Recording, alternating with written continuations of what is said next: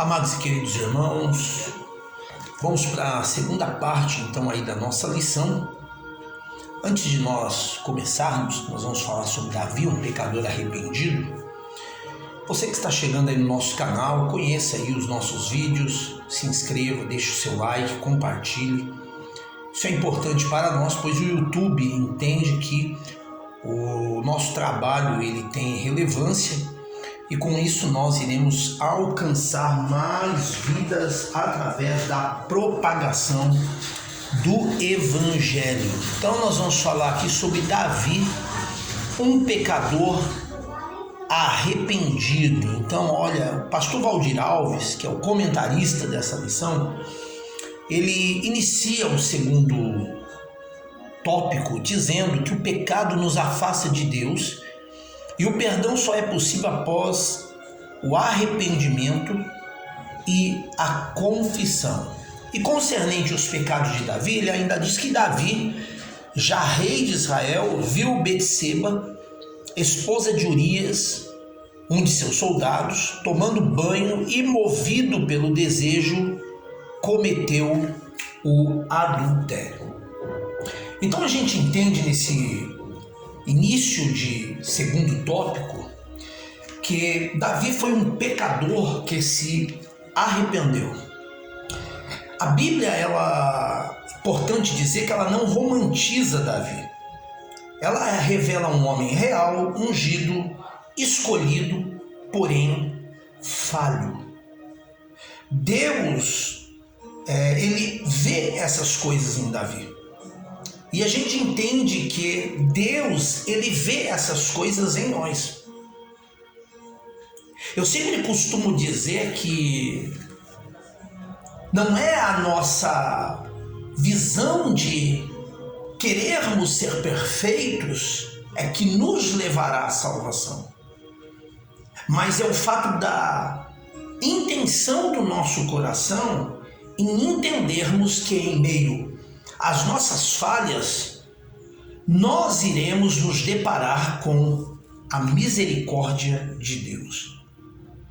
Davi, ele não caiu por ignorância, ele caiu por descuido espiritual. Lá em 2 Samuel capítulo 11, quando os reis deveriam ir à guerra, Davi ficou no palácio. O ócio, ele abriu a porta para o pecado. O pecado gerou uma sequência destrutiva, porque Davi ele cobiçou Betseba, esposa de Urias, cometeu o adultério, tentou encobrir o erro e por fim foi responsável pela morte de Urias. E isso nos ensina uma verdade dura. E quando o pecado não é tratado, ele evolui.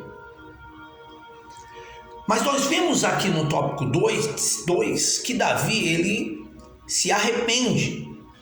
E o pastor Valdir Alves, ele diz que os atos de adultério e assassinato desagradaram a Deus, porém, ao ser confrontado pelo profeta Natan, Davi se arrependeu e disse Davi a Natan: realmente eu pequei contra o Senhor, confessando, entendendo o erro que tinha cometido e a gravidade do mesmo diante de Deus. Então a gente entende que Deus não ignora o pecado, mas também ele não desiste do pecador, que abre o coração verdadeiramente e se arrepende dos seus delitos. Está escrito que um coração contrito e quebrantado não desprezará o Senhor. O Senhor, ele envia o profeta Natan, que confronta Davi. E diante da verdade, Davi não se justificou, não transferiu culpa, não endureceu o coração. Ele simplesmente, segundo o que nós lemos aqui, declarou: eu pequei contra o Senhor. E esse reconhecimento, ele marca a diferença entre o remorso e o arrependimento. Porque o remorso, ele sente dor por causa das consequências que vêm sobre a vida daquele que pecou. Agora, o arrependimento, ele sente dor por ter ferido o coração de Deus.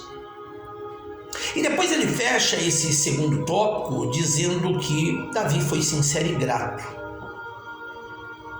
Davi prometeu fazer algo para Deus depois de restaurado, ajudar outras pessoas a encontrar o perdão. É interessante que o Salmo de número 51, que é justamente o salmo proposto neste tópico 2:3, ele não é apenas uma oração, é um grito de alguém que entende a gravidade do pecado, mas também entende a grandeza da misericórdia. Davi não pede para Deus o manter no trono. Davi não faz esse pedido para o profeta. Não, ele não pede isso para Natã. Mas o seu pedido é um pedido para que ele fosse restaurado por dentro. É por isso que a gente vê lá nas cartas do apóstolo Paulo, que o apóstolo Paulo fala que nós temos que ser irrepreensíveis no espírito, alma e corpo, e não no corpo, alma e espírito. Porque essa transformação que muitas pessoas querem apresentar por fora, ela não é o suficiente. Mas a verdadeira transformação é aquela transformação que você não procura se justificar. É aquela transformação que você não procura, trazer explicações para pessoas que não te conhecem por dentro, porque se existe alguém que nos conhece por dentro, esse alguém é Deus.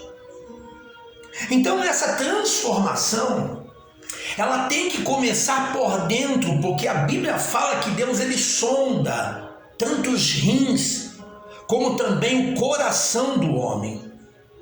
E por isso que nós vemos que no Salmo 51, verso 10, Davi ele diz: cria em mim, ó Deus, um coração puro e renova em mim um espírito reto.